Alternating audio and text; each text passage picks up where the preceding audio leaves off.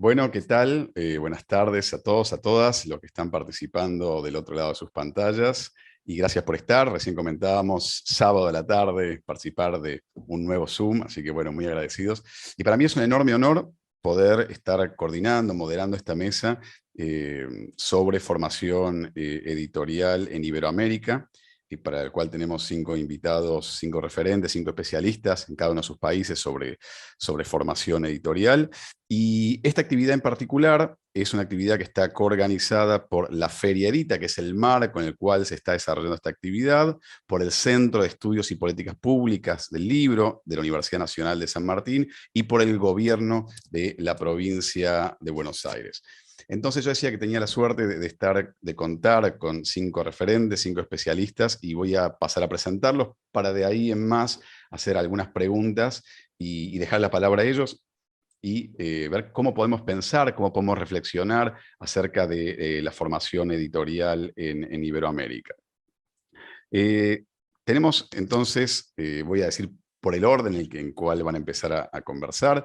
Primero, Andrea Palet, de Chile, que es periodista, formada en la Universidad Autónoma de Barcelona y profesora asociada a la Universidad Diego Portales, donde dirige el máster en edición y el diplomado de corrección de textos.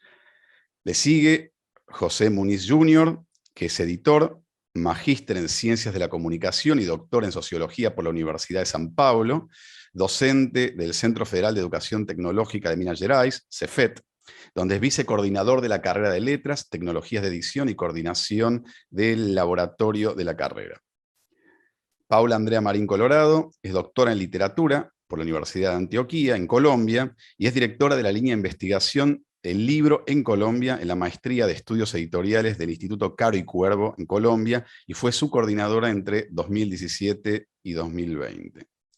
Antonio Martín, de España, es licenciado en Filología, es profesor, comunicador y periodista, y es CEO, director de Calamo y Cran, Publish News y en Claro, lenguaje claro en español. Y no sé si conocen Calamo y Cran, es un muy buen proyecto de formación precisamente en edición. Es miembro de Palabras Mayores, cofundador de UNICO y SEA, Spanish Editors Association, y miembro del consejo editorial de la revista Archiletras. Y también, no es menor señalar, que es un profesor apasionado de ameno, entusiasta divulgador del lenguaje, tal como se presenta. Y Freya Cervantes Becerril, de México, es profesora, investigadora en el área de producción editorial de la licenciatura en Letras Hispánicas de la Universidad Autónoma Metropolitana de la Unidad Iztapalapa, en Ciudad de México, y es doctor en Letras por la Universidad Nacional Autónoma de México, por la UNAM. Sus líneas de investigación son Historia de la Edición y Colecciones Literarias, Crítica y Filología Latinoamericana, Ensayo Hispanoamericano y, más recientemente, el estudio de las representaciones de la literatura en las ferias del libro en México. Yo personalmente he tenido la oportunidad de dialogar con muchos de ustedes, participar en cursos y eventualmente, en algunos casos, también hacer investigaciones comunes. Así que para mí es un gusto volver a encontrarnos de este modo. Como decíamos antes, ojalá la próxima sea presencial con un café o una cerveza de por medio.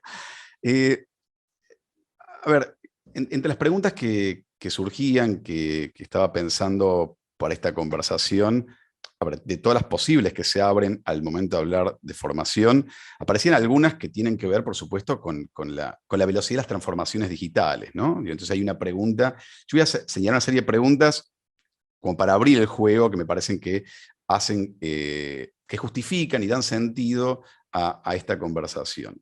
Eh, por momentos, la tecnología da la sensación, y en efecto uno lo puede comprobar, que abarató y facilitó, ¿no?, el acceso al trabajo de edición.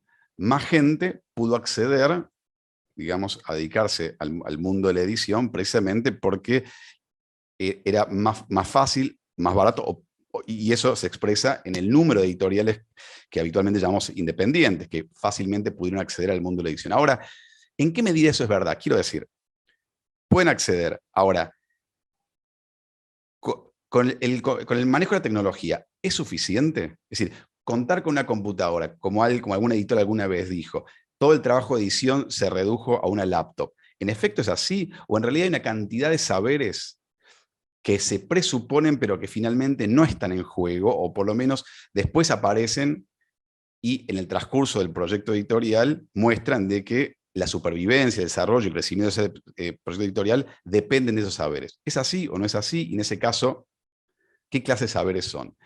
Entonces me gustaría empezar con esta pregunta y un poco como disparador para que me ayuden a pensar la situación de cada uno de sus países. Es decir, hacer un diagnóstico, una reflexión acerca de cuál es el nivel de desarrollo, de formación, de profesionalización de la edición en sus propios países, ¿no? Así que un poco con esas dos preguntas en juego, que van entrelazadas, me gustaría darle la palabra a Andrea, y después seguimos la ronda. Bueno, muchas gracias nuevamente. Ahí sí. Gracias por la invitación, Alejandro. Hola, ¿qué tal? Estoy muy concentrada para hablar breve, entonces voy a ser muy breve, quizás después lo amplío un poco.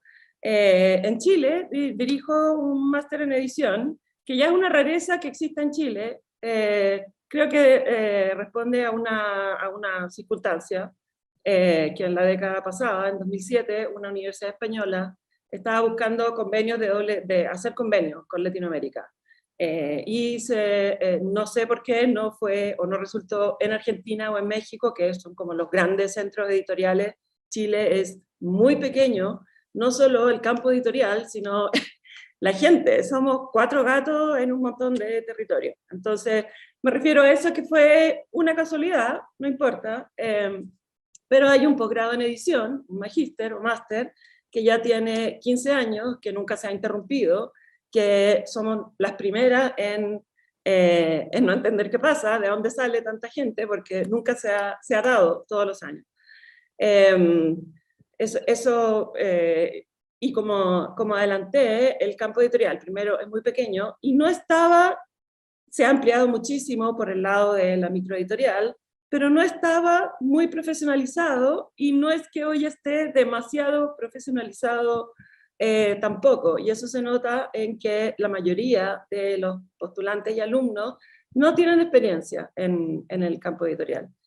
Y eso no necesariamente es ideal, pero hay que adaptar entonces los contenidos a esa realidad que no es la misma, entiendo, de todos los países. Entonces partimos por lo súper básico, etc. Si quieren más adelante explico cómo se plan editorial y esas cosas. Pero respecto de las transformaciones digitales, de las barreras de entrada, que por un lado son muy bajas ahora, o sea, hacer un libro cuesta muy poco. Yo creo que el núcleo tradicional del trabajo editorial, que es la búsqueda, la selección, la edición y la puesta en circulación, no ha cambiado mucho. Las innovaciones tecnológicas en general no son, o sea, son fáciles de incorporar y de aprender, son más bien fáciles. Lo que sí ha cambiado mucho, pero como todavía vemos viejos, porque implica un cambio muy grande y un trauma, es que nosotros, o sea, la gente del libro, por decirlo así de alguna manera, ya no estamos en el centro de la vida cultural, política y social de nuestras, al menos, no sé, en mi experiencia, de nuestras naciones. Ya no estamos en el centro. Como si, al menos en Latinoamérica, lo estuvimos en el pasado, en la formación de nuestras naciones después de la independencia, todo lo relacionado con la educación y con el prestigio inmenso que tenía el libro, por lo tanto las bibliotecas y en general, eso ya no existe. Por lo tanto, tenemos que hacer un esfuerzo extra, como todos los demás, digamos, como un esfuerzo extra que tiene que ver, ya en términos operacionales, en la práctica es que ya no hay ninguna dificultad en encontrar contenido ni en publicar contenido, y las dificultades están en que nos encuentren a nosotros, que nos vean y que nos descubran. Eso. Fantástico, muchas gracias, Andrea. ¿Sí? ¿Querés seguir vos? Vale, sí. Bueno, buenas tardes a todos. En primer lugar, les agradezco a Alejandro y a la organización de la feria por la invitación. En pocas palabras, respondiendo a la pregunta que hacía Alejandro, yo diría que hay un par de competencias que son nuevas, obviamente por el tema de las tecnologías, pero me parece que la mayoría de las competencias que veo como necesarias para el editor y el profesional de la edición de modo más general siguen siendo las mismas, ¿no?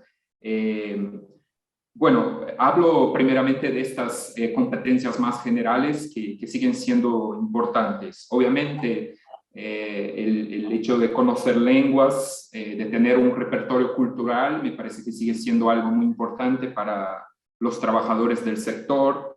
La importancia de la práctica, ¿no? Eso es algo que me gustaría debatir con los colegas, ¿no? ¿Qué lugar tiene la práctica experimental, laboratorial en nuestras ofertas? Bueno, el hecho de que la edición no es una cosa única o homogénea, sino que son muchas prácticas distintas. Mi colega Luciana Salgado, de acá de Brasil, diría que es una práctica transitiva, en el sentido de que publicar ciencia no es lo mismo que publicar literatura o que publicar libros infantiles, con lo cual se exige, ¿no?, de los profesionales entender que cada una de estas prácticas tiene especificidades. Bueno, esto de modo muy general, pero con el tema de la tecnología me parece que junto a estas competencias que son de siempre o desde hace mucho del sector, creo que hay desafíos que el presente digital nos impone. Y no necesariamente, yo estoy de acuerdo con Andrea, que el tema de dominar la tecnología no es lo más importante, sino de que la tecnología nos impone un modo de trabajar que es muy distinto. Y yo diría tres cosas respecto a esto, ¿no? En primer lugar, la capacidad de buscar, procesar y tratar informaciones, ¿no? Hay un montón de informaciones ahí en lo digital, con lo cual los trabajadores del sector tienen un montón de oportunidades de buscar información, pero al mismo tiempo se queda más difícil, digamos, seleccionar lo que es importante.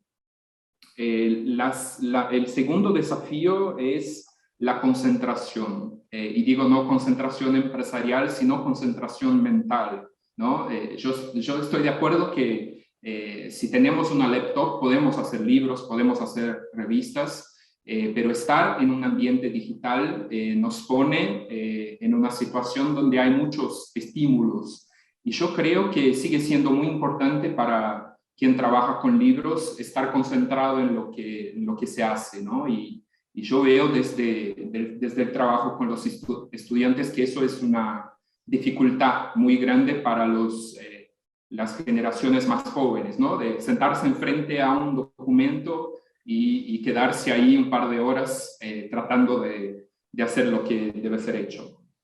Y en tercer lugar, la lentitud, ¿no? Porque lo digital nos pone este desafío de hacer todo muy rápido. Hay editoriales hoy que nos ponen en este ritmo de hacer todo muy rápido, y yo creo que sí sigue siendo importante hacer las cosas de manera menos rápida. Si estamos hablando de libros buenos, de libros importantes, de libros que van a ser relevantes en 10 o 20 o 50 años, yo creo que el trabajo editorial debe preservar este ritmo que es el de la concentración, del pensamiento, de la reflexión.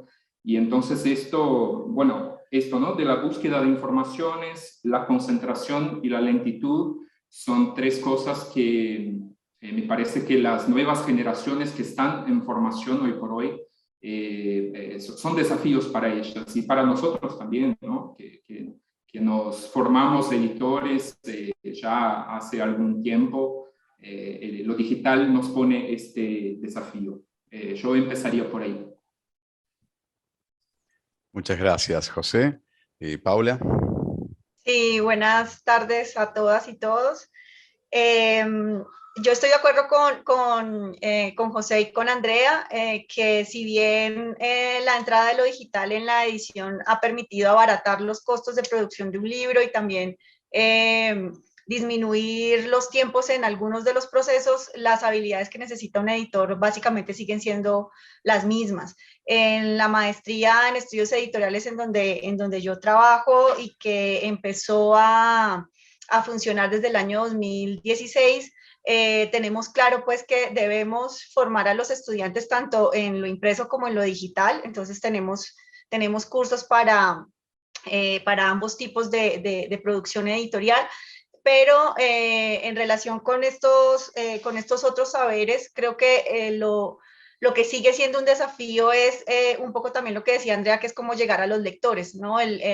La mayoría de nuestros editores que están empezando en este oficio, de estos editores jóvenes o independientes emergentes, tienen muy claro en su cabeza todo lo de la producción editorial, pero no es tan claro qué pasa con el libro en el momento en el que el libro sale de la imprenta. Entonces, lo que hemos entendido a través de la experiencia con nuestros estudiantes, pero también trabajando con editores independientes los más emergentes, es eso, ¿no? Que sigue habiendo una necesidad de que entiendan estos editores que hay una responsabilidad del editor una vez el libro sale de la imprenta o una vez esté listo para distribuir a través de plataformas digitales la publicación. Entonces, esos saberes siguen siendo necesarios y pues se mantienen el paradigma anterior ahorita a lo digital.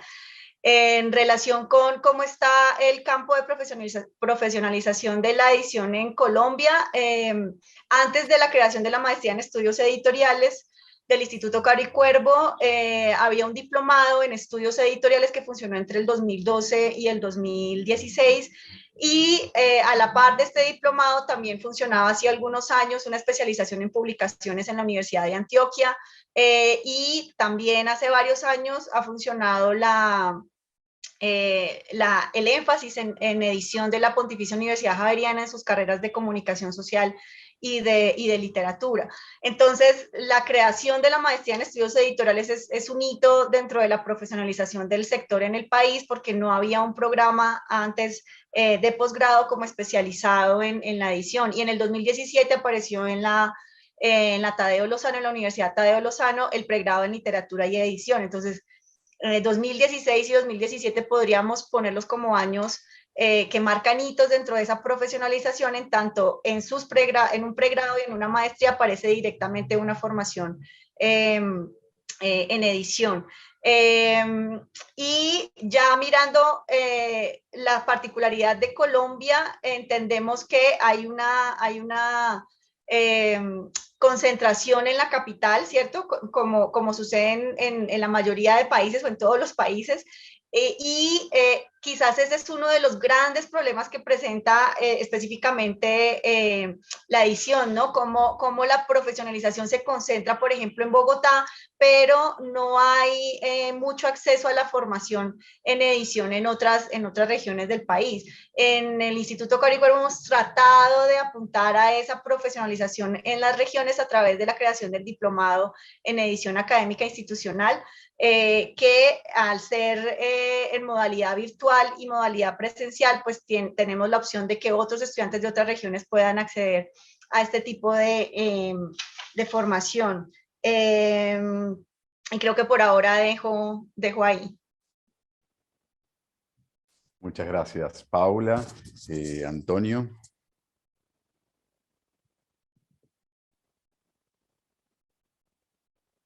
Antonio, cuando quieras. Bien, pensaba que venía compañera. Bueno, pues de todo, muchas gracias, Alejandro, por esta invitación y espero que lo estén disfrutando en la Feria Edita y en La Plata. Me gustaría, francamente, estar por allí, mejor que en el frío que tenemos ahora ya por España. Así que nada, os deseo todo lo mejor en esta feria y enhorabuena por organizar cosas tan interesantes. Bueno, retos o competencias del editor. Bueno, pues yo creo que una cosa es lo que pensamos y otro lo que está pasando, ¿no? Ahora, si pensamos qué es lo que nos haría falta o cuáles deberían ser esas competencias, bueno, pues si hablamos de esa figura del editor, la persona que ha pensado el libro y que tiene que acabar vendiéndolo, ese responsable, pues para empezar siempre es una cuestión de personalidad, tiene que ser una persona que sea capaz de coordinar un equipo, eso está muy claro. Sea hace años y décadas o siglos, tiene que ser alguien que coordine, entonces y ahora. Ahora, desde luego, tiene que tener una visión mucho más global, porque se enfrenta a muchos retos. El libro ya no es solo el libro tiene que empezar a pensar que tiene un producto que es multiformato. Y además yo suelo hablar, pues eso, de la industria del libro, porque sí que pienso que aunque hacemos algo que es un trabajo artesanal, luego se hacen miles de copias, ojalá se hicieran millones, pero se hacen copias seriadas. Entonces es un proceso industrial que está llevado de la mano de artesanos, desde luego.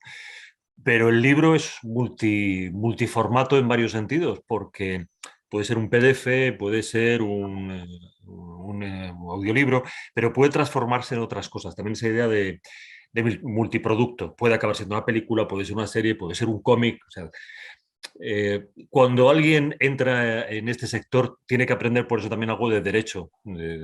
Cuidado con lo que estás tratando, porque a veces algunos que empiezan, porque empiezan, igual que hemos empezado todos, son un poco ingenuos, porque somos ingenuos cuando nos metemos en un terreno que no conocemos y tenemos que agarrar esa pasión, como hablábamos antes, ¿verdad? Hay que amaestrar la pasión, porque con toda tu inocencia, pues decir, qué bien que tengo este libro, y dices, ya, pero agarra bien los derechos, los tuyos, los del autor, porque aquello se puede ir de mano completamente, ¿no? Porque te puedes meter en un lío, ¿no? Diciendo, y si van a hacer una película, ¿qué vas a hacer con los derechos? Y sabes que tienes que gestionar las traducciones, es decir, estás generando un producto con derechos y unas personas que reciben derechos, y hay un montón de personas con las que tienes unas obligaciones fiscales también, que eso a veces también se suele olvidar, ¿no? No solamente pasión, lo que ponen el editor y todos sus colaboradores, sino que es una cuestión laboral, donde entra el derecho y lo fiscal. Y luego es multicanal, es decir, ya no solamente, pues eso, como hemos visto, no solamente el libro impreso, no son librerías, no son kioscos, son muchísimos más canales. Y hay que tener una mente muy abierta, porque tienes que estar preparado para lo que venga, porque permanentemente estamos frente a múltiples cambios. Hace 2 años, precisamente en Buenos Aires, tuve la suerte de participar en los encuentros de entre editores de Trini Vergara, estuvieron muy bien, y ahí vimos de la mano de Wattpad, que no sé si lo recordáis, Wattpad es uno de estos lugares donde uno puede enviar sus relatos, a ver qué le parecen a los demás, y a ver qué le parece, pero es que dentro de lo que aparece hay 520 millones de originales. Que están siendo escaneados permanentemente por otra gente, tipo pues desde Netflix a otras plataformas, para estar viendo cuáles son los originales que más gustan, para llevárselos directamente. Y Simon Schuster y otros también están detrás, es decir, bueno, este es bueno porque lo ha leído todo este perfil. Pero al mismo tiempo, por eso digo lo de la mente abierta, hay que estar pensando que hay que irse despojando de la idea del bestseller, ¿no? Tú quieres vender un libro porque te gusta, mantienes esa labor de héroe, del editor, y dices, voy a traer desde lo desconocido, voy a traer algo de conocimiento. Pero si quieres un bestseller, olvídate de que vas a vender millones. Tienes que buscar nichos. Eso es lo que aprendimos de Wattpad. Es decir, por ejemplo, un nicho gigantesco es en Arabia Saudí, mujeres entre 18 y 55 años que les vuelven locas las novelas románticas, pero es que son de las mayores lectoras. Y ese es un nicho gigantesco que tiene una demanda permanente, ¿no? Entonces, en ese nicho, si vendo en ese espacio algo que tenga que ver con eso, lo vas a vender seguro, ¿no? Porque la idea no es solamente qué bien que quiero hacer un libro, sino que tienes que venderlo. Es decir, esa conciencia del editor tiene que estar también presente, no solamente decir qué bien que quiero publicar un libro. Se puede, como decías, Alejandro, hacerlo con una computadora. Sí, si haces 1 o 2 al año, tú puedes. Si quieres vivir de esto y organizarlo, y para que todo un equipo viva, tienes que tener una colección y un catálogo bien formado. Y lo digital, yo lo dejaría ahí también. Yo de lo digital suelo decir 2 cosas.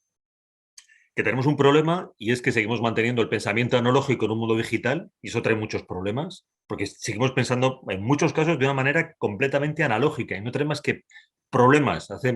Algunos trabajos se han vuelto más complicados haciéndolo en digital que casi a la manera tradicional. Hay que saber aprovechar lo digital para desprenderse de ese pasado. Es un nuevo procedimiento, pero que te libera de costes, de tiempos, en fin, es una maravilla si se utiliza bien, si no, es lo peor.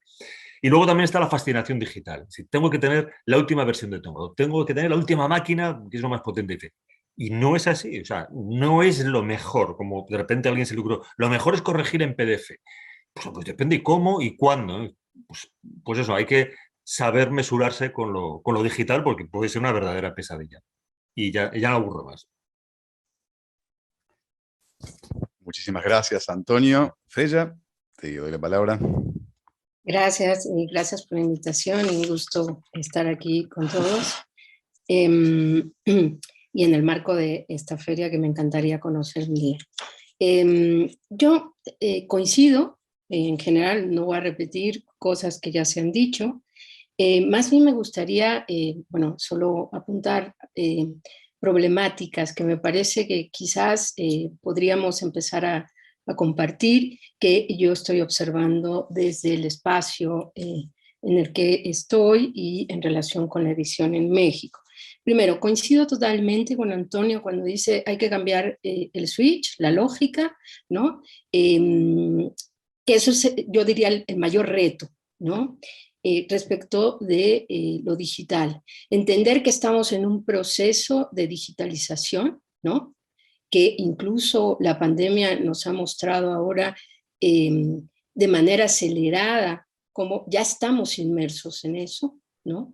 Pero que tampoco es tan nuevo, es decir, si lo pensamos desde el aspecto productivo, la digitalización ya está desde el siglo pasado, ¿no? Es decir, los programas ya formamos de manera digital, ¿no? Creamos archivos, etcétera, etcétera. Es decir, ya hay una, no es novedoso, lo que es novedoso ahora y lo que termina siendo el gran reto cuando dice, por ejemplo, Antonio, la visión global de un producto multiformato, tiene que ver también con el conocimiento de lo digital, ¿no?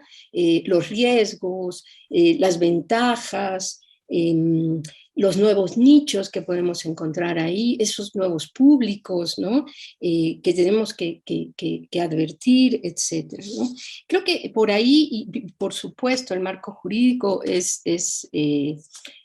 el ámbito digital es un reto mayor todavía, ¿no? Como desde esta ingenuidad de la práctica podemos también cuidar la práctica misma, ¿no? Por ese lado yo coincido perfectamente también con Antonio y respecto a José, a Andrea y con Paula, no sé, pienso que en México la formación ha sido una preocupación desde la primera mitad del siglo XX. Yo lo puedo decir ahora porque me dedico justo a la primera, ¿no? Investigo fenómenos de edición de la primera mitad del siglo XX en México. Esa preocupación ya se advierte en la primera feria del libro en 1924, ¿no? Donde se buscaba ya la capacitación de agentes y actores, ¿no? Impresores, libreros, etc. Pero esto en términos de crear una escuela, en 1938 se forma una escuela de las artes del libro en México, ¿no? Posteriormente, quien va, digamos, a relevar ese espacio de formación va a ser la CANIEM, la Cámara Nacional de la Industria Editorial Mexicana, ¿no? Y digamos que hacia finales del 20, en la década de los 90, el pionero en formación editorial es Jesús Anaya, el editor, que crea desde la Universidad de Guadalajara una maestría en edición, ¿no? De las cuales sale 2 generaciones que si lo observamos, digamos, el alcance, el efecto que tuvo a mediano y largo plazo, tenemos agentes cruciales tomando posiciones fundamentales en el mercado y en las instituciones de esa generación, ¿no? Como sería lo más actual, pienso, Tomás Granados, asumiendo la dirección de siglo XXI en México en este momento y salvando, digamos, revirando la caída del siglo XXI en México, ¿no? Entonces, bueno, esa formación que podemos ver desde el aspecto, digamos, profesionalizante, en la última década del 20, las universidades en México empiezan a responder a esta inquietud de la formación editorial y podríamos decir que justo con el cierre de esa maestría en la Universidad de Guadalajara, los mismos egresados empiezan también a formar una nueva maestría que se va a alojar en la Universidad Autónoma Metropolitana, en la Unidad Xochimilco. Esto es en 2009 y a partir de ahí también en la UAM, pero la otra sede, Iztapalapa, donde yo estoy, abre un espacio profesionalizante para los estudiantes de letras, ¿no? En el último año, que ya van, digamos, es un flujo hacia la maestría, ¿no? En edición, para quienes vienen de letras, digamos, un vínculo laboral casi natural que veníamos observando décadas antes. Y bueno, quizás aquí lo interesante y qué significa formar editores desde la universidad, ¿no? Yo creo que también habría que ver también ese aspecto. Cuando dice Susé, la práctica, ¿no? La práctica editorial, ¿no? Ese laboratorio o taller, ¿no? Editorial en donde se ensayan proyectos, ¿no? Pero que, digamos, es la prueba y el error, pero no es la realidad, ¿no? La realidad está afuera, en el mercado, en lo social, etcétera, ¿no? ¿Cómo resolver ese puente, ¿no? Entre los, digamos, alumnos profesionales que estamos formando, ¿no? Y confrontar con esa realidad que es el mercado, ¿no? Creo que ahí es uno de los grandes retos en estos momentos. Otra cosa que también pienso que es importante señalar es que también a partir de estos espacios formativos profesionalizantes dentro de las universidades, y digo en el caso de México, públicas, ¿no? ¿Cómo ha impulsado la investigación sobre estudios de la edición, ¿no? Y cómo también esto va de la mano. Es decir, estamos también formando profesionales pero que al mismo tiempo son investigadores, ¿no? También son unos estudiosos de la edición, ¿no? Entonces, bueno, no sé, ahí yo pongo esto en la mesa, ¿no? Y bueno, volveré a precisar más si es necesario. Gracias. Bueno, muchas gracias, Freya. Bueno, no me la están haciendo muy fácil porque abrieron un panorama muy amplio de temas y problemas y no sabría exactamente por dónde seguir. Es decir, se me ocurren varios, pero me gustaría en todo caso tirar una pregunta y que de ahí surja de vuelta un nuevo panorama. Teniendo en cuenta que esto se da, como decíamos recién, en el marco de la Feria Edita, que es una feria de editores independientes, y ahí me refiero, digo, al trabajo de C, con toda la ambigüedad y ambivalencia y amplitud que tiene categoría independiente, pero aún así tomemos la categoría genérica de independiente. Creo que podríamos problematizar el tema de la formación en esa zona del mundo editorial, en ese espacio. ¿Qué quiero decir con esto? Uno diría que, teniendo en cuenta, ¿no? que acá estamos representando a mercados muy distintos, semejantes en muchos sentidos, pero también muy distintos en dimensiones, en estructura, etc. Pero aún así uno podría encontrar que en todos, tal vez España habría que ver por las dimensiones del mercado, por la potencia exportadora, etc.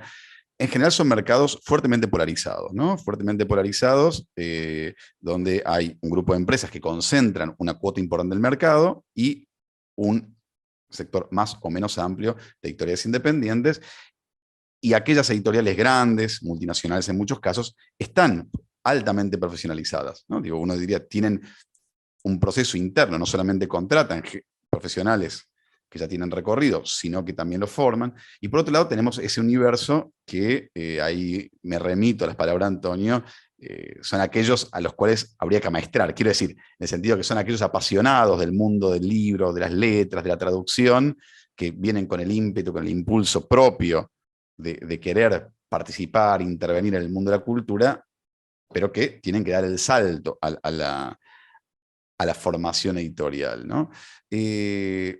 Bueno, precisamente acá aparece la paradoja, es decir, quienes más lo requieren, ¿sí? Quienes más requieren esa formación, son quienes menos la tienen, justamente, digo, es una redundancia, quienes menos la requieren, pero menos la piden, me refiero, porque de algún modo o no tienen los recursos, porque son editoriales unipersonales, porque son editoriales que apenas si pueden vivir de eso, o viven de otros trabajos y no tienen los recursos económicos o el tiempo para dedicarse a la formación, o bien la rechazan, ¿no?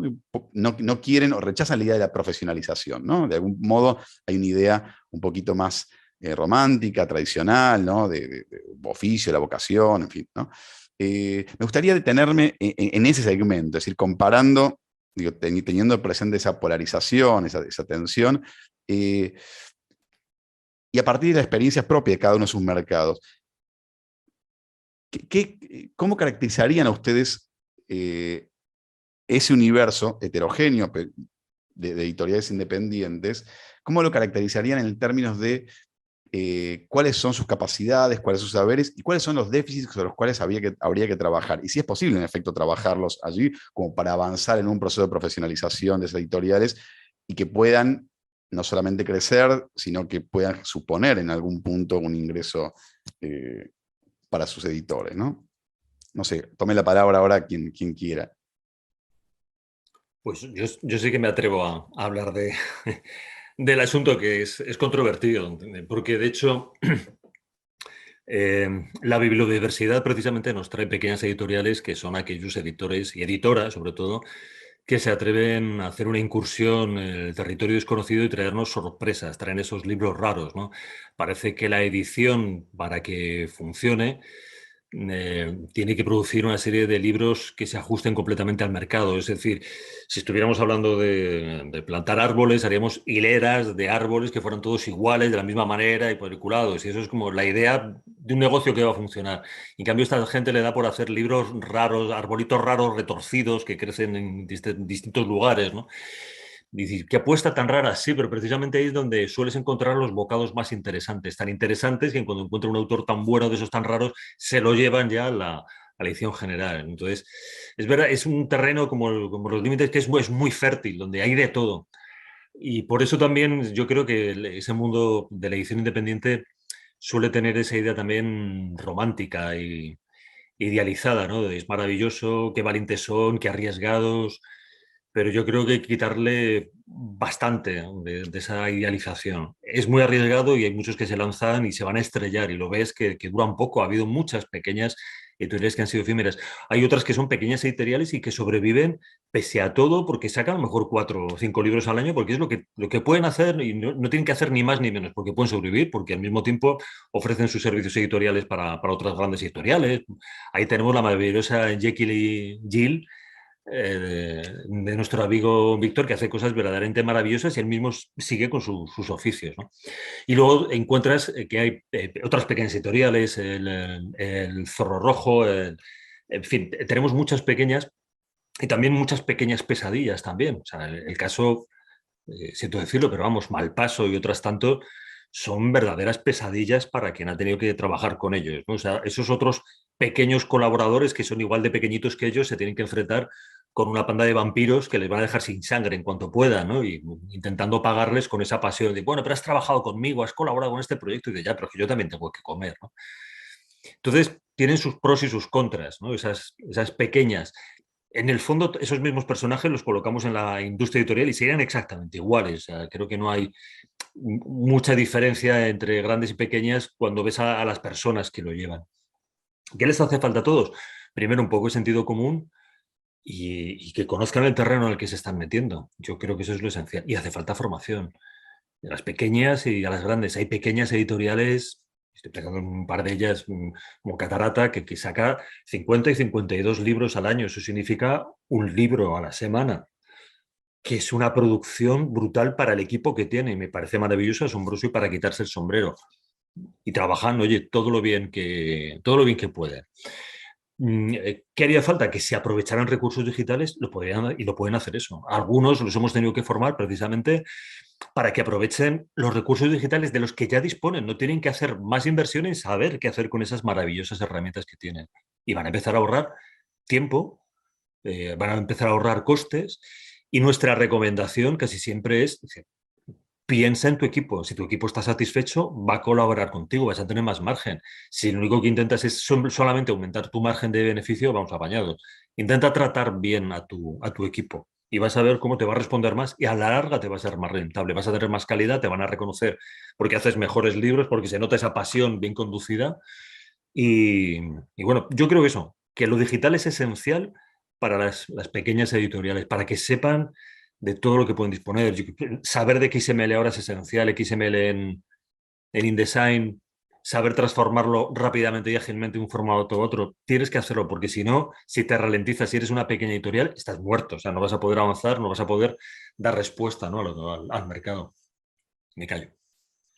Muchas gracias, Antonio. A ver, tomo algo de lo que dice Antonio y para darle la palabra a quien quiera seguir.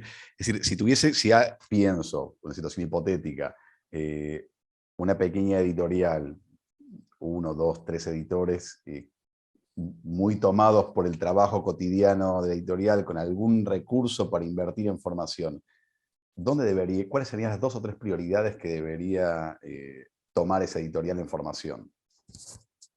Sumo a la pregunta anterior, a quien quiera seguir. Sí, si quieren voy yo. Creo que voy a empezar por algo que dijo Antonio ahorita, y es el conocimiento del lugar donde están, o del mercado, del contexto. Creo que en eso nosotros en la maestría hemos tratado de hacer mucho énfasis a través también de lo que mencionaba ahorita Freya, que es la investigación. Para nosotros la investigación es una parte fundamental de la formación en edición, no porque vayan a ser investigadores en estudios editoriales, sino precisamente porque es una manera de conocer ese mercado o ese contexto, o cómo funciona el ámbito editorial en el que están, que en este caso es el colombiano. También hemos tenido estudiantes, un par de estudiantes latinoamericanos, pero digamos que nos enfocamos más en cómo funciona el ámbito colombiano. Entonces, yo siento que para un editor, y sobre todo si hablamos de estos editores independientes que están empezando sus empresas, creo que tener en la cabeza que yo como editor debo conocer en dónde me estoy moviendo es importante, y por eso las habilidades de investigación tratamos de fomentarlas en la maestría. Acabamos de hacer con el Observatorio Editorial Colombiano, que es una, digamos, una entidad que creamos adscrita a la línea de investigación El Libro en Colombia y a la maestría en estudios editoriales, que se encarga de hacer la conexión entre el sector externo y la maestría, una encuesta a las editoriales independientes precisamente que estamos analizando por estos días.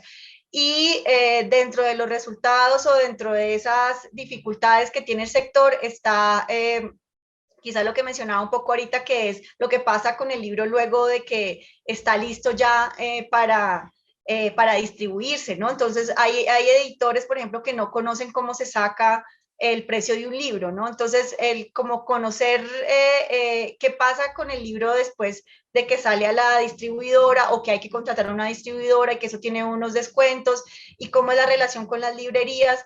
Salió en la encuesta como algo en lo que necesitan mucho apoyo estos editores. Entonces, este trabajo del editor en la distribución, en las librerías, y en la promoción de sus autores. Otra debilidad de los editores independientes es que, y que sale a través de la encuesta que les contaba, pero también de una investigación que hizo una de nuestras estudiantes, es que a pesar de que se dice que la edición independiente publica los autores inéditos o los autores emergentes, en realidad, al preguntarles esto a los editoriales independientes colombianas, dicen que es muy difícil porque los lectores no confían mucho en los autores nuevos. Entonces, estas editoriales independientes se ven también como en la necesidad de publicar autores reconocidos. Entonces, ahí empieza a cuestionarse qué entendemos por editorial independiente. Y una de las sugerencias que se hacían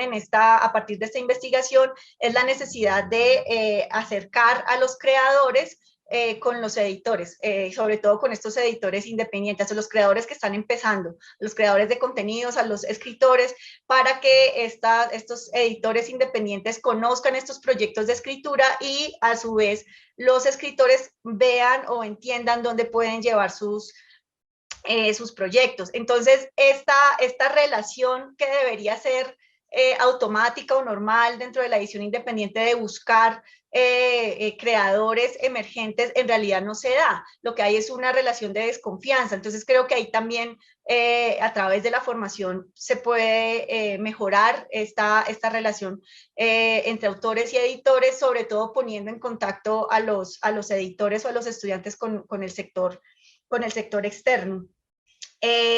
hay una realidad dentro de la maestría y dentro del sector editorial tal como funciona en el ámbito laboral, y es que la mayor parte de nuestros estudiantes está trabajando en la edición académica e institucional. No es fácil porque, como tú lo mencionabas ahorita, Alejandro, las editoriales comerciales, las más grandes, pues contratan a su gente y la van formando también ahí, pero esta vinculación de este personal a editoriales comerciales son procesos que desde nuestra perspectiva son muy cerrados, es decir, no es fácil entrar si tú no tienes un contacto dentro de la editorial. Entonces, ante esta cerrazón de las editoriales comerciales, lo que se privilegia, pues, o a lo que tienen acceso nuestros estudiantes es a la edición académica e institucional como campo laboral. Entonces, ahí quiero hacer énfasis como en la importancia de los contactos, que ya sabemos los que hemos analizado pues todo el ámbito editorial, dentro de cómo funciona la edición y cómo yo me vinculo a una empresa editorial, es sobre todo a través de esos contactos. Entonces, romper ese tipo de prácticas y que los editores de las editoriales comerciales entiendan que quien está cursando una maestría o haciendo un curso de edición, pues puede acceder a este tipo de editorial, pues creo que también es una función de nosotros, ¿no? Cómo ayudar a romper, como de que no sea tanto solamente a partir de los contactos. Entonces, para resumir, yo diría eso, ¿no? Que hay un déficit en estos editoriales independientes de cómo acercarse a estos nuevos proyectos que están produciendo los nuevos escritores y cómo necesitan apoyo para entender los procesos de distribución, de puesta en circulación del libro, de cómo llegar a estos nichos lectores. Yo agregaría algo a lo que dijo Paula, porque eso que decía sobre los contactos, ¿no? Y de hecho lo que decía Alejandro de que es un universo muy heterogéneo de la edición independiente, y de hecho, ¿no? Hay editores que ya tuvieron una formación en la universidad muy volcada hacia la edición. Hay los que no tuvieron esta formación, pero sí trabajaron en editoriales grandes y ahí tuvieron algún tipo de experiencia. Hay los que buscan las maestrías, las cursadas, bueno, cada país tiene las suyas, ¿no? Pero Alejandro me mencionaba a mí, ¿no? Por el hecho de que yo he investigado el universo de la edición independiente, y algo que encontré que me pareció muy positivo en este universo, no sé cómo será hoy, ¿no? Ya hace 5 años que concluí la investigación, pero algo que encontré en las asociaciones, en los colectivos de editores independientes, eran instancias de formación horizontal, es decir, que estos editores generen también lugares desde donde puedan compartir con sus colegas las experiencias, los saberes, porque de hecho el hecho de que es un universo muy heterogéneo hace que cada uno tenga algo para compartir con los otros. Y también porque me parece que es un universo menos marcado por la competencia entre los editores, con lo cual me parece que sí es posible que se generen estos espacios donde ellos mismos puedan formar a otros editores con sus propios saberes, ¿no? Eso agregaría yo. Gracias, José. No sé, Freya, Andrea. Sí, yo voy a tomar la pregunta por el lado de la formación, cómo se adapta una formación en edición a la realidad local. Pero antes, muy breve, tengo 2 recuerdos a propósito de 2 cosas que ustedes dijeron. Una, hace 8 o 6 años, llamé por teléfono a uno de los gremios de las editoriales pequeñas, que ya tenían bastantes asociados, etc. Y hice lo que nos obligan a hacer a los directores, que es ofrecerle un descuento, un convenio para que se matricularan, porque somos, por supuesto, gente de orquesta que hace de todo.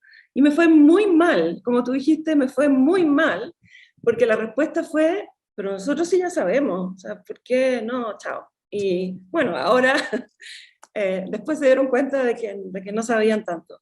Y el segundo recuerdo es que Antes de que el máster del Instituto Caricuervo de Bogotá fuera máster, era un diplomado, yo hice clases ahí hace años, fui 2 años,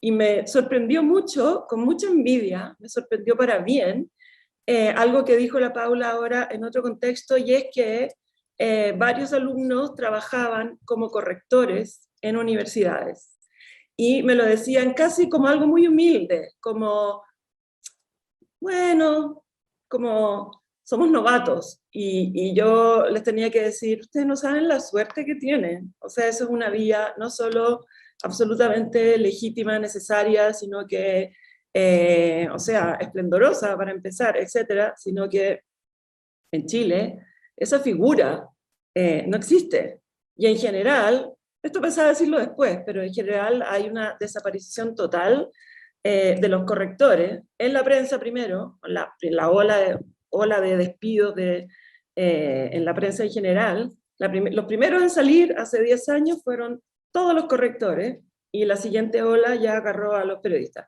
Pero también en las editoriales, incluso en las más grandes, o partiendo en las más grandes, no tienen correctores. O bueno, hay, por supuesto, pero la noción de que ese paso de control de calidad, ese paso como acto de respeto a los lectores, que era tradicional, está muy, muy, muy disminuido.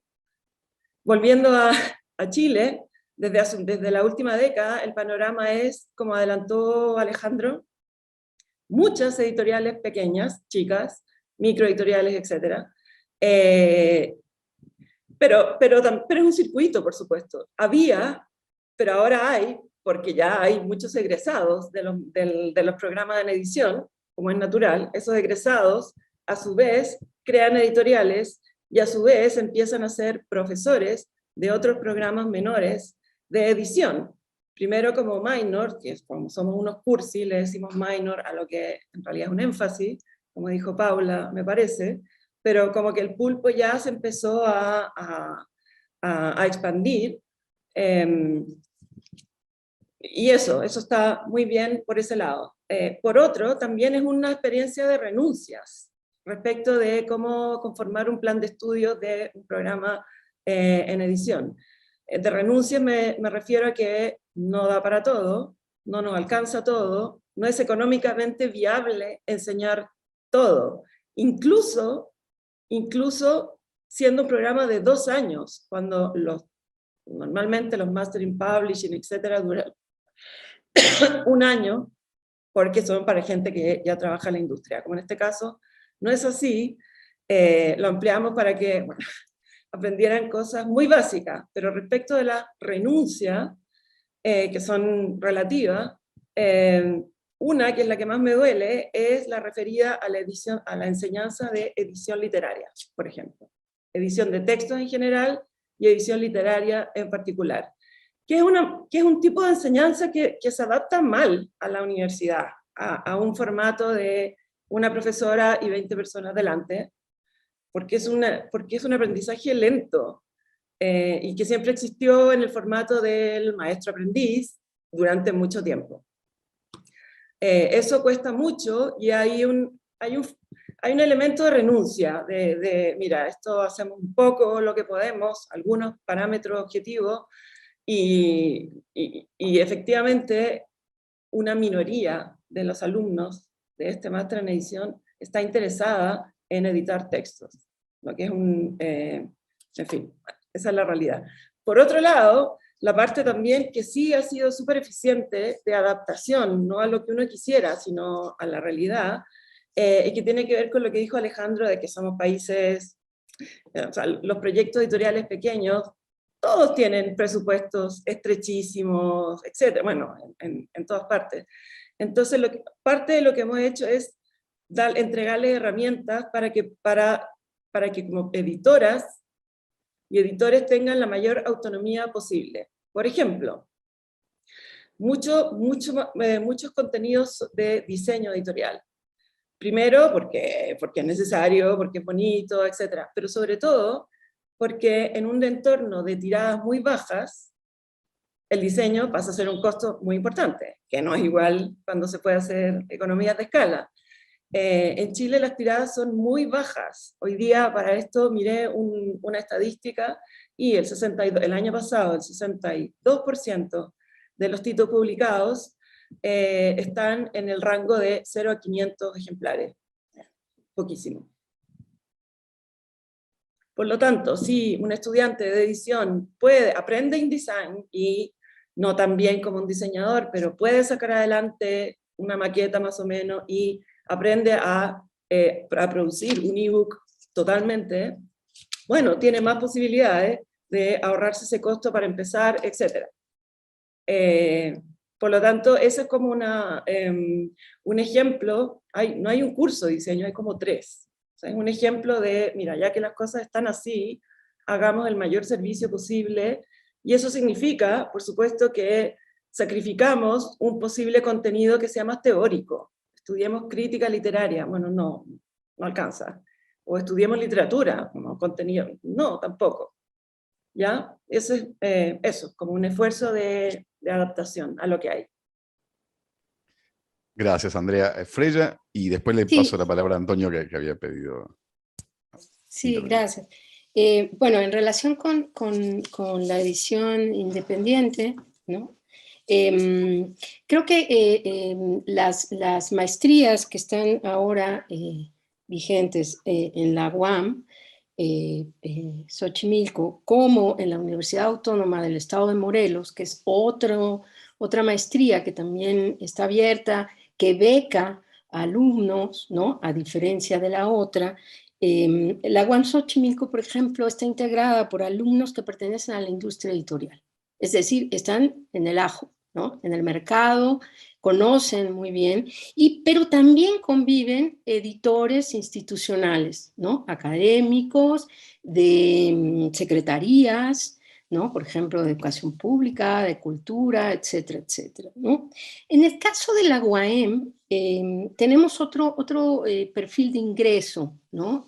Y diríamos ahí es también este personal editorial más, como lo describía Antonio, que hay que amaestrarle la pasión, ¿no? Es decir, son gente que tiene un proyecto, una inquietud, ¿no? Pero que en realidad no pertenece del todo a la industria, ¿no? Ni tampoco tiene una relación directa, pero sí tiene un proyecto claro. Y a veces ahí, en esos proyectos también, y esto lo quiero vincular con esta idea de formar desde la universidad, también el sector independiente permite observar otras dinámicas dentro de esa bibliodiversidad, que sería contenidos más bien políticos y sociales de la edición. Cuando la edición se vuelve una estrategia política y social. Me refiero a estas sociedades, colectivos, corporativos, ¿no?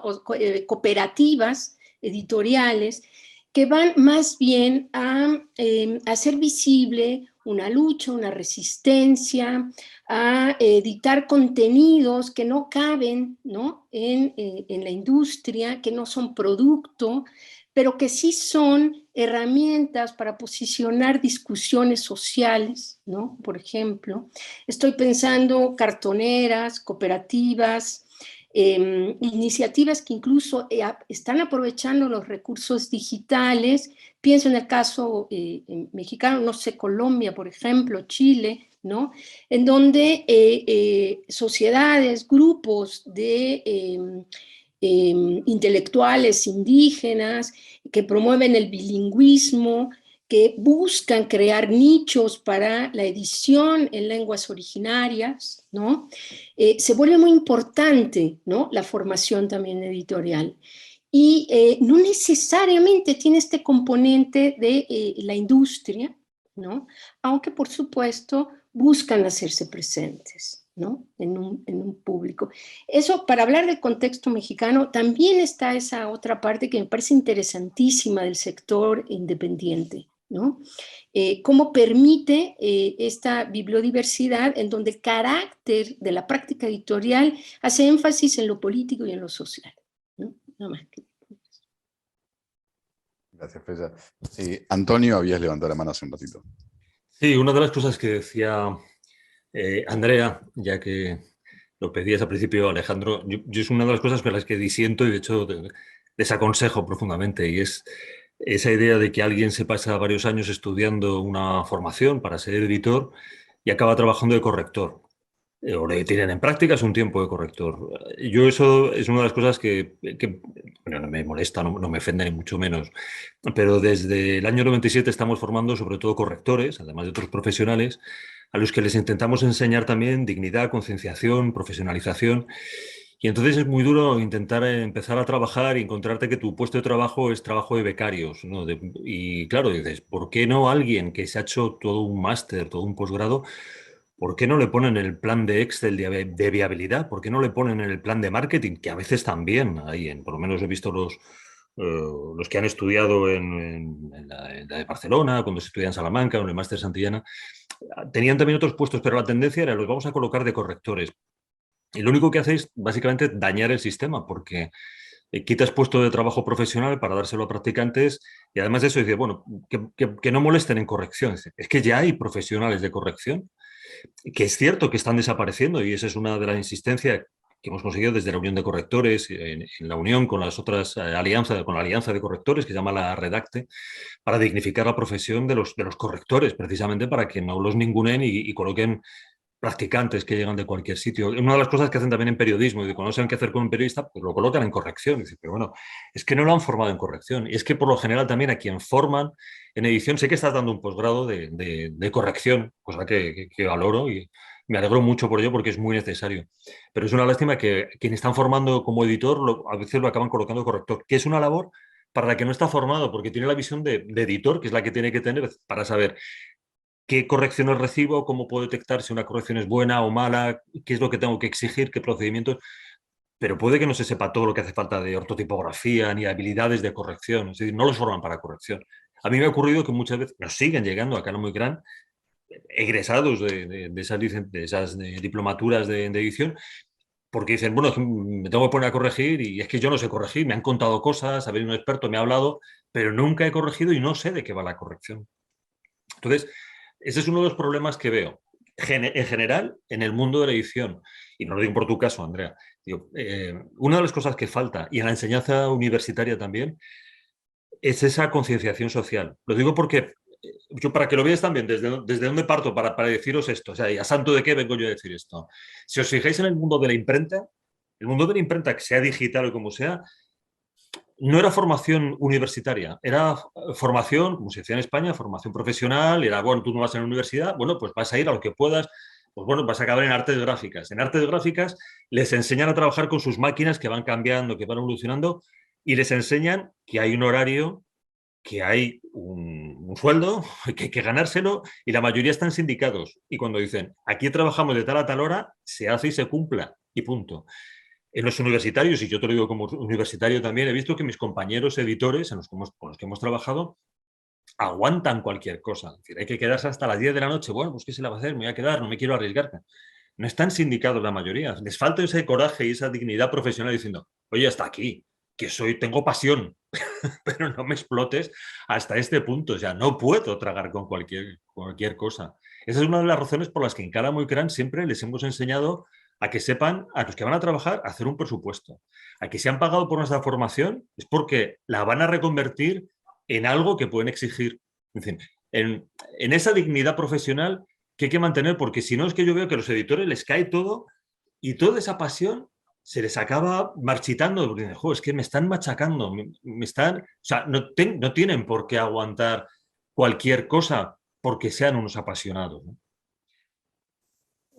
Una mínima, no es una aclaración, pero estoy súper de acuerdo con lo que dice y por eso mismo nosotros creamos un nuevo diplomado específicamente de corrección de textos como algo especializado. Pero lo que me refería con la experiencia de Colombia, la parte de la envidia era no tanto ellos, sino que las universidades consideraran tener a alguien, a una persona de correctora, ese era el caso, Ya es, adentro. Lo que implica una oficina, un equipo, un programa editorial. Y eso es lo que aquí no hay. Ya, eso es. Yo quiero decir ahí Gracias, también Sandra. algo Adelante, Paula. al respecto, y es que, claro, ahí nuestros estudiantes, muchos de nuestros estudiantes trabajan como correctores de estilo, pero también hemos identificado que lo que está pasando es que, un poco como lo que decía Antonio, los contratan como correctores, pero les endilgan tareas de editores. Entonces, ahí digamos que se está pauperizando las condiciones laborales del editor o editora propiamente dichos, porque entonces pasan es por correctores. Entonces, ese es uno de los problemas, pero sí entendemos que hay una demanda de correctores de estilo en instituciones, en universidades, y bueno, y también en editoriales independientes. Y también quería decir que precisamente una de las vías por las cuales hemos tratado de romper como esa desvinculación entre lo que hacemos nosotros y estas editoriales que creen que ya saben cómo se debe hacer la edición, es a través de las pasantías. Entonces hemos tratado de buscar convenios con varias editoriales grandes, para que nuestros estudiantes pues hagan ahí sus pasantías, sus prácticas laborales. Entonces creemos que aunque es muy engorroso el trabajo administrativo para lograr esos convenios de esas pasantías, creemos que vale la pena porque es una de las maneras que tenemos de tener esa conexión entre el sector externo y la maestría y la academia, y creemos que eso es lo que debemos hacer como formadores de editores, crear siempre esa conexión entre el sector externo y la academia. Para eso están esas pasantías, para eso está el Observatorio Editorial Colombiano, y bueno, las investigaciones que hacemos siempre vinculando como ese campo editorial del presente para poder darle alguna respuesta o tener una conexión mucho más profunda con la realidad. Muchas gracias, Paula. Les hago una última pregunta, una última ronda, ya para ir cerrando. Cuando empezamos a pensar la línea de formación del Centro de Estudios y Políticas Públicas del Libro, con Flavia Costa, quien actualmente está al frente de esa área, y al frente también de la editorial de la Universidad Nacional de San Martín, hicimos un recorrido bastante exhaustivo de programas, cursos, carreras, etcétera, en Iberoamérica desde ya, pero también hicimos alguna incursión por el mundo anglosajón, por Francia, por Italia. A ver, todo lo que se puede conseguir online, ¿no? Pero estuvimos recorriendo para ver en qué medida se estaba desarrollando, había aspectos que no estaban siendo contemplados en Argentina y en la región, ¿no? Hicimos un recorrido bastante amplio, encontramos una enorme diversidad. Y digo esto para retomar algo que Iñaki Vázquez Álvarez comentó recién en YouTube, si quieren después está ahí en extenso sus intervenciones, que creo que es interesante lo que señala él. Él dice en qué medida nos están generando por momentos programas de formación, cursos, que después no necesariamente se corresponden con las demandas de mercado y después acaban en frustraciones. Digo, algo de esto se deslizó, recién se habló. Entonces, mi pregunta tiene que ver con, bueno, primero que nos cuenten brevemente cuáles son los ejes que organizan cada uno de los programas en los cuales ustedes están al frente. Algunos programas son más amplios, otros más acotados, pero nos cuenten eso y en qué medida está relacionado con la singularidad, con la particularidad de sus propios mercados, esa formación, y en función de la experiencia de los últimos años, ¿qué salida laboral han tenido sus alumnos? Son muchas preguntas en una, pero me gustaría que eso les permita a ustedes hablar de las experiencias de formación de cada uno de sus programas.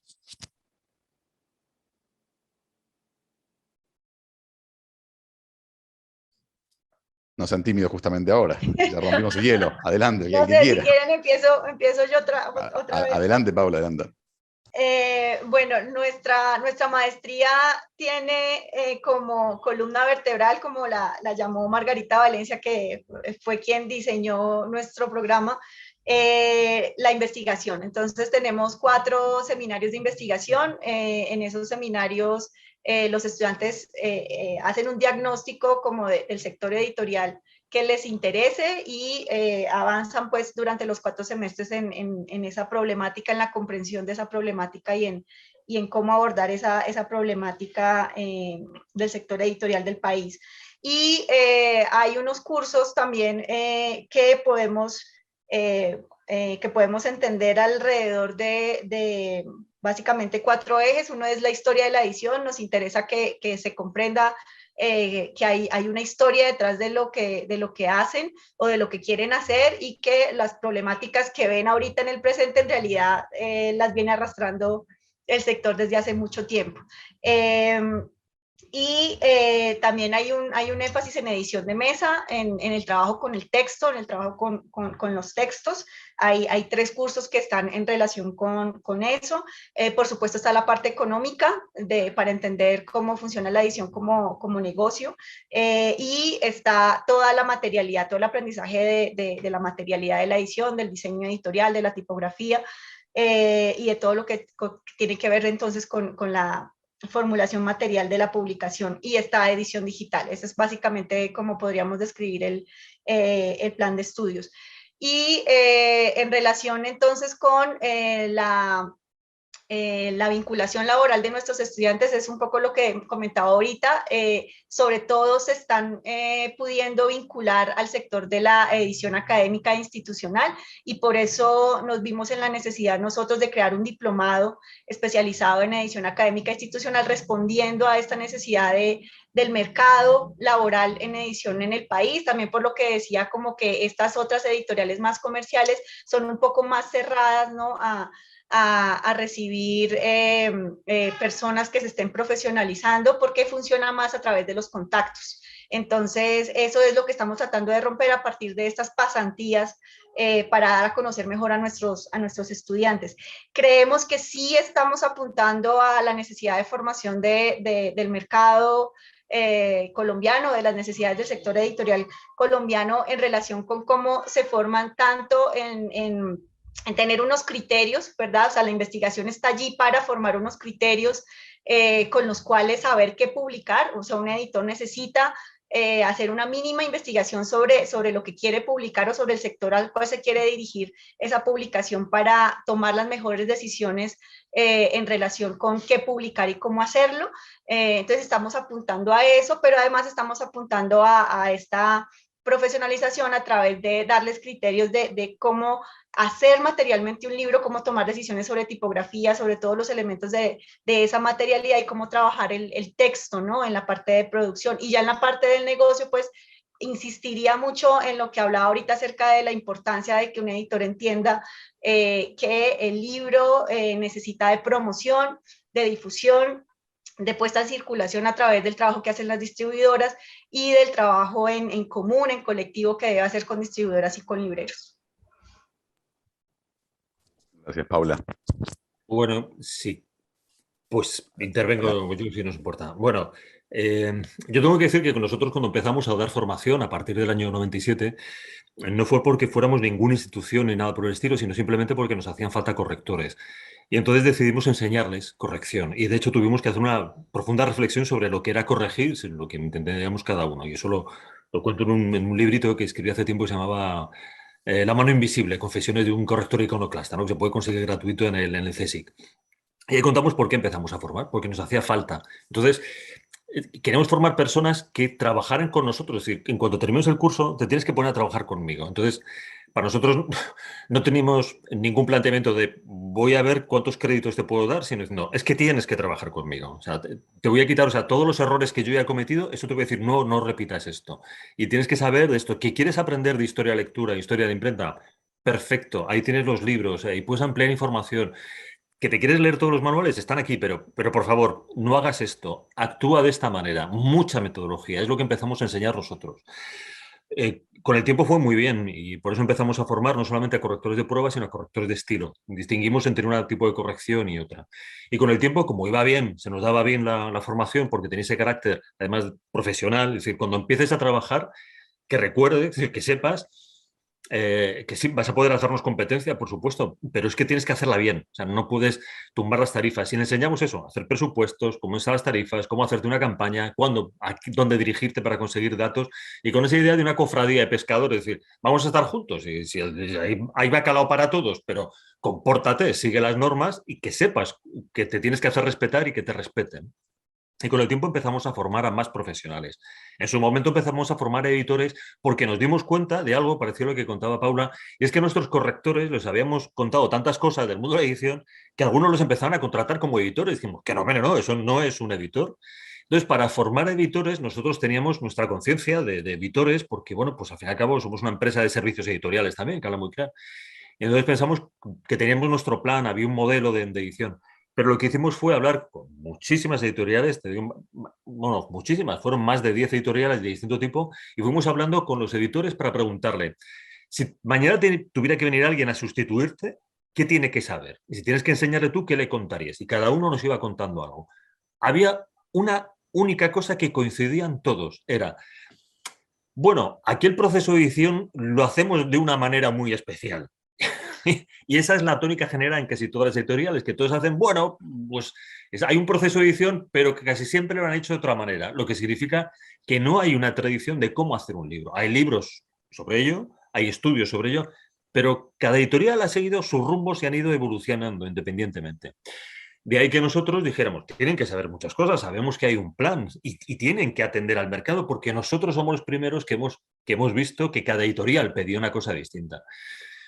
Entonces, ¿qué hicimos? Desde entonces hemos formado editores que siempre decimos son como paracaidistas. Están preparados para que donde caigan, ver por dónde vienen los tiros, llevan su mochila, llevan de todo y van a tener que sobrevivir, porque van a empezar a tener que trabajar y aunque saben de qué va el proceso de edición, van a tener que saber diciendo, bueno, estos lo hacen así, bueno, se puede hacer de otra manera, voy a ver si lo puedo aportar, pues me tengo que callar, o voy a ver si estas herramientas son útiles aquí o puede que estén utilizando esto otro. O sea, les preparamos para que estén dispuestos para el asalto.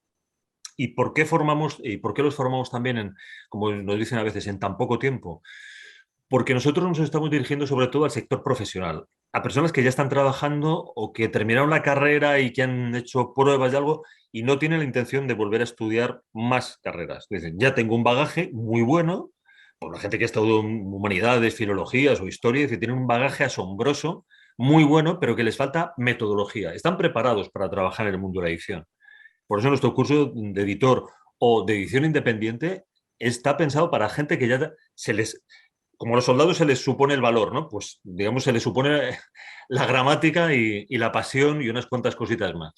Y con eso, bueno, pues estamos formando profesionales muy útiles desde hace, pues vamos a celebrar 25 años. Yo puedo decir que una de las medallas con las que siempre presumimos, que siempre decimos además, en vez de poner la mano en el fuego, pon la mano en Google y vas a ver las opiniones que hay, es que en casi todas las ferias nos seguimos encontrando editores, que yo aquí lo puedo decir públicamente con orgullo, que siempre nos dicen, hombre, los de Cálamo, qué bien, dice, que sepas que cuando me escriben profesionales o estoy buscando profesionales, miro a ver si han hecho cursos con vosotros. Porque es una garantía de que esa persona no solamente lleva pasión, sino que se ha formado correctamente para lo que estamos buscando. Entonces son gente de fiar. Y para mí es la mejor garantía y yo creo que es el orgullo de lo que hemos podido transmitir en estos años. Que nosotros somos profesionales del sector y enseñamos lo que estamos haciendo. Nuestra adaptación es continua. No tenemos que reformar el plan de estudios. Nosotros, si este año aparece un nuevo sistema, lo vamos a incorporar. Y a los que ya lo hicieron, les contamos cómo hacer esto, cómo readaptarse. Porque estamos trabajando, insisto mucho con esto, con profesionales que con su pasión quieren ganarse el pan del día a día. Pues eso es lo que intentamos hacer, o que les satisfaga, que la inversión que hagan les sea rentable y duradera. Muchas gracias, Antonio. Freya, creo que habías levantado la mano.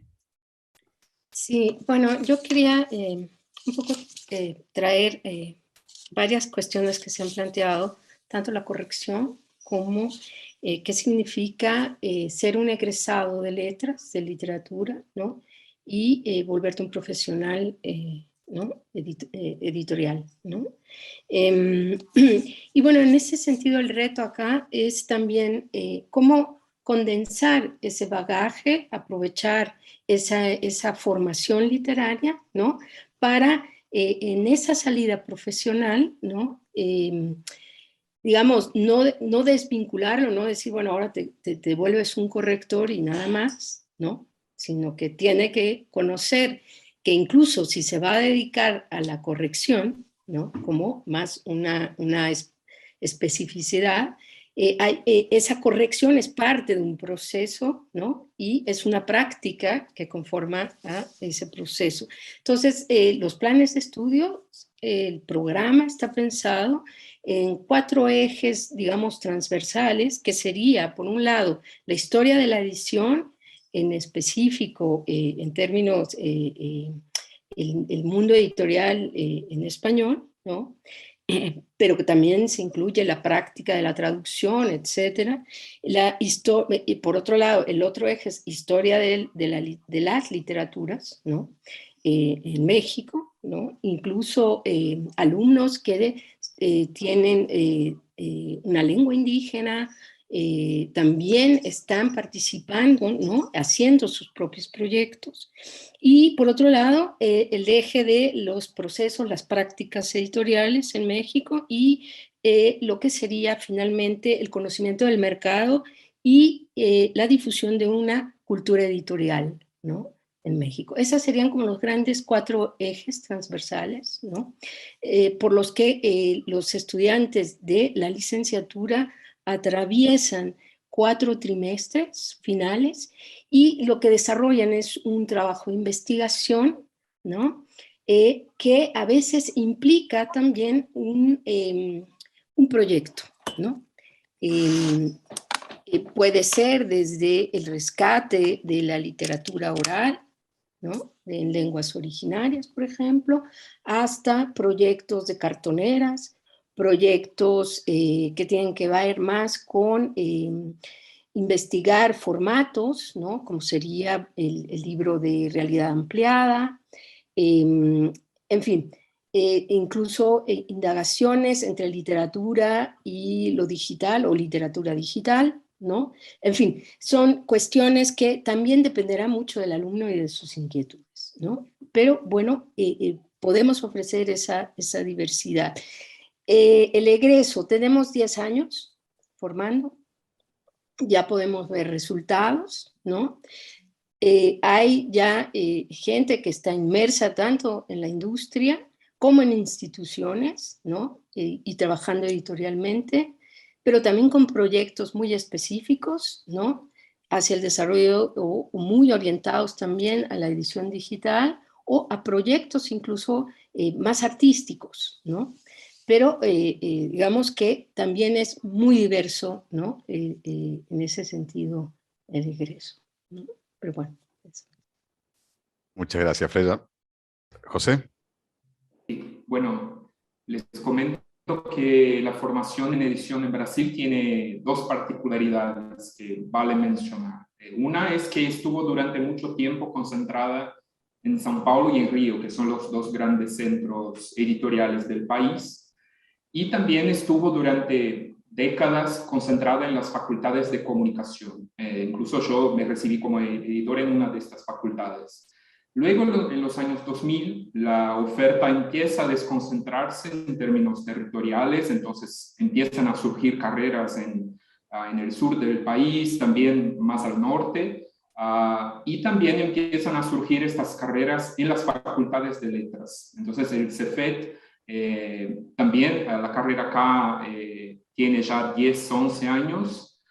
Es una carrera de letras que básicamente tiene 3 grandes ejes. Uno que son los estudios lingüísticos, luego los estudios literarios y un tercer eje que es de los estudios editoriales. Hay otras cosas, hay cosas que son interdisciplinarias con otros departamentos de la institución, pero básicamente son estos 3 ejes.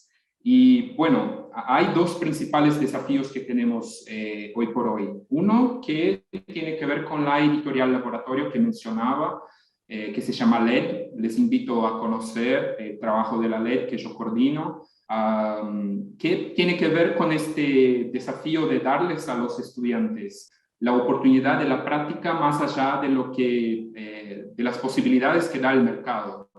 Y yo sentí eso de manera muy fuerte ahora en los 2 últimos años con la pandemia y también con la crisis en Brasil. Las ofertas de pasantías en las editoriales, casi desaparecieron. Y entonces, en este sentido, tener una editorial dentro de la institución fue muy importante para nosotros. Y bueno, esta semana tuvimos la segunda semana de letras del CEFET, lanzamos 7 libros esta semana y bueno, estamos haciendo un buen trabajo, me parece. Y el segundo desafío tiene que ver con un cambio de las políticas universitarias en Brasil, es bastante reciente, que es la obligación que tenemos ahora de incluir por lo menos 30% de la carga horaria de las carreras en extensión. Entonces, tenemos que ver cómo entra la extensión universitaria en nuestras carreras.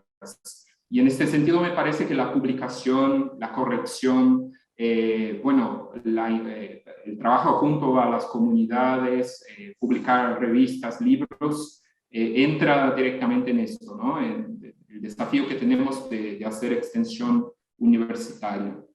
Y nada, yo estoy hace 3 años en el Cefet y tenemos este desafío, bueno, es una carrera de grado, entonces los estudiantes entran muchas veces sin saber qué es edición. Entonces hay un primer trabajo que es así, bueno, no es solo estudiar literatura, hay un conjunto de prácticas, de rutinas profesionales que va más allá de los conocimientos de lingüística pura o de literatura, de historia de la literatura. Entonces este es un primer desafío. Y también el hecho de que la mayoría de nuestros estudiantes vienen de las clases populares en Brasil. Entonces son personas que no tuvieron mucho contacto con los libros, no son hijos de profesores, no son hijos de intelectuales. Entonces ahí me parece que hay también un desafío y eso. Gracias, José. ¿Y Andrea? Aclaro para quien se acaba de sumar, ahí dice María, pero es Andrea, María Andrea en todo caso.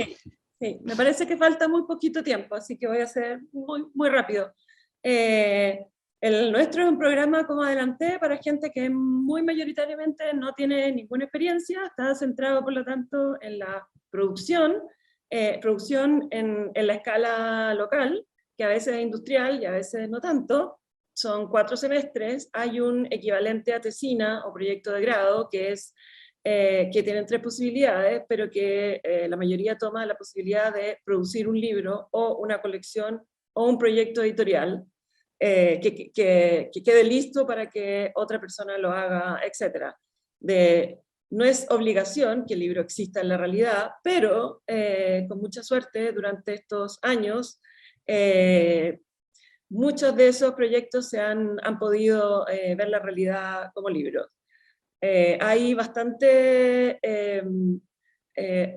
rezago en la titulación oportuna, rezago, o sea, gente que empieza y después entra a trabajar o qué sé yo, y abandona o termina, pero sí también, como ya tenemos 15 años, ya hay una cantidad de tituladas bastante importante y que están trabajando en todas las escalas profesionales del campo editorial en Chile, que tampoco es tan grande. O sea, han creado editoriales que ahora muchas de ellas ya no son tan pequeñas, o trabajan en las de sus ex compañeros, también en las grandes, que hay poquísimas, y muy poco, como decía, muy poco todavía en el mundo institucional, en el Estado y en las universidades. Eso. Y lo último es que cuando se titulan, intento recordarles que la formación que recibieron está incompleta, que no es mi culpa, que es estructuralmente incompleta, que este es el primer paso para una formación que es personal y dura muchos años. Eso, para que no se crean al día 1 que ya son super editores, etc. Se hace lo que se puede. Bueno, quiero agradecer entonces a todos, a todas por haberse sumado, por haber tenido la disposición, la generosidad para disponer de una tarde de sábado y compartir sus experiencias. Creo que lo que hicimos fue abrir un panorama, como dije en algún momento en una de mis intervenciones, abrir un panorama muy amplio, muy grande de temas. Ahora creo que eventualmente, si logramos hacer otro encuentro, podemos ir sobre temas específicos. Creo que hay una serie de problemas, de ejes, que ameritarían dedicarle un rato largo, ¿no? A ser pensados, y también para meternos en las diferencias, porque creo que en general hemos coincidido en grandes rasgos ciertas aproximaciones, ciertos diagnósticos, pero también hay singularidades de los mercados, hay singularidades de historias nacionales, experiencias, etcétera, que me parece que ameritaría meterse un poco más sobre eso. Así que dejo alguna nota mental por allí para volver sobre estos temas para un próximo encuentro, y creo que, bueno, de llegado el caso, los volveré a invitar y espero poder contar con ustedes nuevamente. Y de vuelta, muchas gracias por el tiempo y por la buena disposición. Gracias. Muchas gracias por la invitación. Gracias. Gracias, Por la Alejandro. invitación. Gracias. Gracias. Hasta luego, adiós. Chao.